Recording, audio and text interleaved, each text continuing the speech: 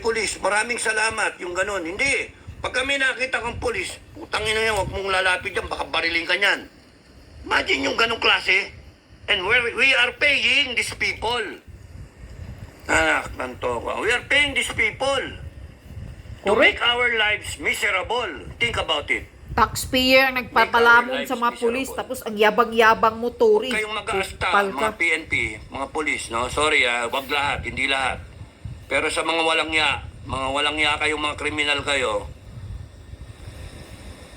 malapit na yung ano nyo, yung araw ninyo. Matatapos na yung araw nyo. There will always be a time for reckoning. Correct. Kung hindi sa mundo na to, sa langit, there will always be a time for reckoning. Galit na galit ako dun sa nakita ko sa KOJC na yon. Wala kayong respeto. Parehas tayo. Wala Gigil kayong ako. respeto Galit talaga ako. religious Bastos. order. Correct. Wala kayong respeto sa rights ng mga tao. Correct. Wala kayong mga PI kayo.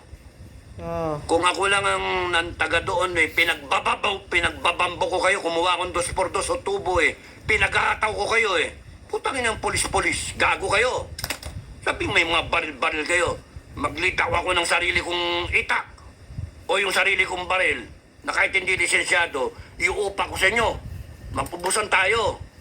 Tarantado kayo, ganyan yung ginagawa ninyo. Pinipuwersa ninyo yung taong bayan na magrevolusyon laban sa order, laban sa tamang gawain because you are forcing them.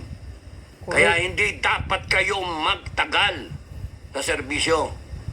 Mga wala kayong kwenta na tao.